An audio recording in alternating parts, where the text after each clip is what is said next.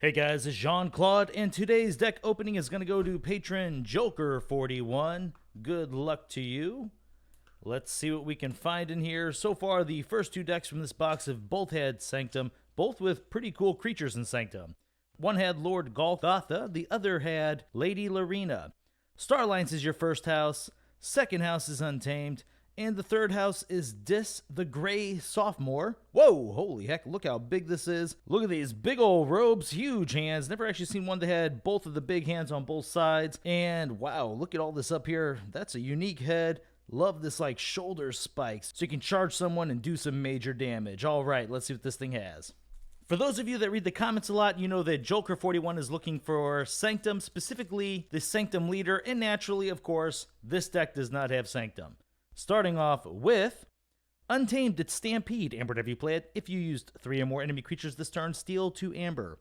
Vault's Blessing can be an insane card. Amber, whenever you play it, each player gains Amber for each mutant creature they control. Commune, Omega, lose all of your Amber, gain 4 Amber. This deck seems to be all about the Amber so far. Ooh, what a fantastic mutant to see. Please give us multiples. Pismire, 4 power. While there are more friendly mutant creatures than enemy mutant creatures, your opponent's keys cost +2 Amber.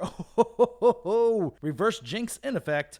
Niffleape is 3 power. While it's attacking, ignore Taunt and Elusive. Lost in the Woods, Amber, whenever you play it, choose 2 friendly creatures and 2 enemy creatures. Shuffle each chosen creature into its owner's deck. Another Lost in the Woods. Keyfrog, 2 power, destroyed. Forge a key at current cost. Ghost Hawk, 2 power, deploy. Play may reap with each neighboring creature one at a time. Fandangle, this is an awesome card. 3 power, while you have 4 more Amber, your non-untamed creatures interplay ready. Dark Fairy, 2 power, skirmish, fight, gain 2 Amber. Lots of creatures and a good amount of mutants so far. Let's keep it up. Whoa, oh my gosh. This card is awesome. It's Hold the Line. By the way, we're in Star Alliance. Amber, whenever you play it. If there are more enemy creatures than friendly creatures, draw cards equal to the difference. We have not yet opened this up on the channel. Untamed did have a lot of creatures, but this is a fantastic card to hold, even if you have a big board. Just keep it for whenever your opponent can deal with your board. Gain a huge card advantage from this. Universal Translator, it's an upgrade. Amber, whenever you play it, this creature gains Fight, Reap. Use a friendly non-Star Alliance creature. Lieutenant Commander Trigon, 4 power, Reap. Discard the top card of your deck. Resolve that card's bonus icons if you had played it. Detention Coil, it's an upgrade. Amber, whenever you play it, this creature cannot fight. Teleporter Chief Tink, 2 power, elusive. Action, you swap it with another friendly creature in your battle line, then you get to use that other creature. Another Teleporter Chief Tink. Oh no! I believe it was the very last box we had 3 of them in there, and now we see 3 of them again. Observe You Max, it's an upgrade. Amber, if you play it, this creature gains Fight, Reap, Capture an Amber. Hadron Collision with the Capture Pip. I believe that is our first enhancement in this deck, and we have to be very close to halfway through this. Remove a ward from a creature and deal 3 damage to it. This damage cannot be prevented by armor. Crewman Jorg, 3 power, enhance the Capture Pip. Possibly right there. Action, if it has no Star Alliance neighbors, steal an Amber. Another Crewman Jorg. Access denied. It's an upgrade. Amber, if you play it, this creature cannot reap. So we have both upgrades. One prevents them from reaping, the other from fighting. Now we're on to Dis, and I believe we had this in the very last deck, Gabos Long Arms with the Capture Pip. 5 power, before the fight, choose a creature. It deals its damage to that creature rather than the one it's fighting. Relentless Creeper, once again without an enhancement. Dang it, 2 power. After you choose Dis as your active house, you may return Relentless Creeper from your discard pile to your hand. Oh no! Another one! Oh, this is still a great card to see, but I cannot believe how we've never hit an enhancement pip on this card. This could be truly, truly amazing. Picture 2 of these with enhancements. Wow, coming back every time you call Dis. Techno Fiend, 3 power, Reap. Discard a card from your hand. If you do, draw a card, destroy to steal an Amber. Mind Fire. Your opponent discards a random card from their hand. Steal 1 Amber for each bonus icon on the discarded card. Infernus, this is looking pretty good. Actually, the whole deck is shaping up to be nice. 4 power, play. Purge up to 2 cards from a discard pile. Your opponent loses Amber equal to the number of Amber bonus icons on the purged cards. Implosion. Amber, whenever you play it, destroy a friendly creature and an enemy creature. Another Implosion. Drekker's 4 power. Damage dealt to Drekker's neighbors during fights is also dealt to Drekker, Reap, Steal, and Amber. Ooh, a lot of multiples in this deck, and they're actually good cards. So that's another Drekker. Dominator Bobble, it's an artifact. Action, use a friendly creature. And the final card of the deck always seems to be Bonesaw. 5 power. If a friendly creature is destroyed this turn, Bonesaw is display ready. Okay, let's see what we have here. Bring up the Amber. So let's see. I know we had a lot of creatures. That should lower the Amber count we're expecting to see here.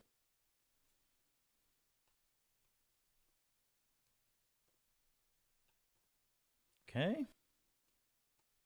Ghost Talk we can pull up. Lost in the Woods is nice. Actually, Lost in the Woods is great with that Ghost Talk because you can return it back to your deck so you can get some future Amber on another turn. All right, so for Amber, we have 1. Doubt we're ever going to get that, so we'll count that as 1. We'll say 2, 3. We're going to have to see at the end just how much that's really going to add. I typically count this card as 2, so that brings us up to 5, 6, 7, 8, 9, 10, 11, 12, 13, 14, 15, 16. Wow. That is a pretty impressive number considering how many creatures I believe we have in here. Let's pull up the Amber control. We can throw Stampede up there, but I certainly will not count it. It's a slower Amber control there with the upgrade. Drekker's okay. Infernus is great. Mindfire excellent. Techno Fiend. Once again, Disc seems to be really bringing it in this deck.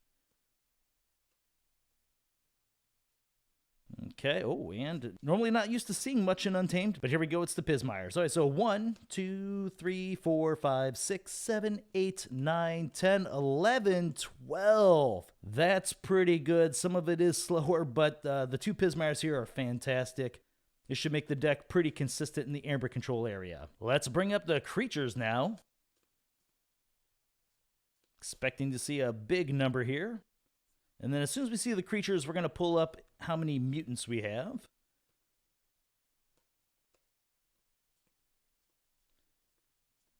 Look at that pocket. Okay, here we go. It's 1, 5, 10, 15, 20, 21. Excellent. And it will play out like it has more thanks to those relentless creepers. As promised, let's see just how many mutants are in here.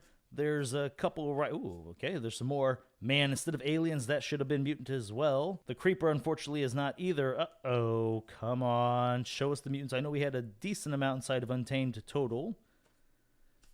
Oh, man. Okay, so we have 1, 2, 3, 4, 5, 6. That is slightly below average as far as mass mutations is concerned.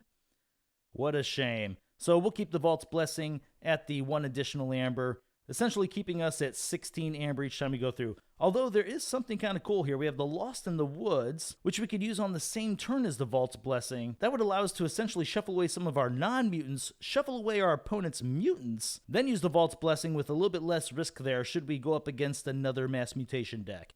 Fandangle's pretty fantastic. No real way to protect it, though.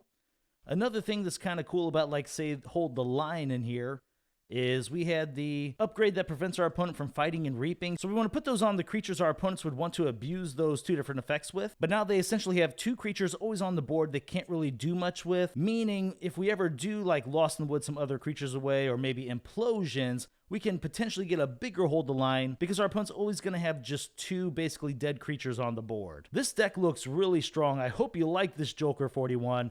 I love a lot of what this deck is bringing to the table. Dominator, Bobble, Universal Translator allows us to use creatures outside of our typical house, so that's pretty awesome. Yeah, this is just a really, really solid deck. It likes to go wide, has some backup just in case your opponent does do some sort of board wipe. Good creatures with a lot of steel on them. Decent board control, nothing major. Unfortunately, it was missing an artifact control, but honestly, with the rest of what this deck's bringing, can you complain that much? Alright guys, well thank you very much for watching my videos, and I'll see you next time.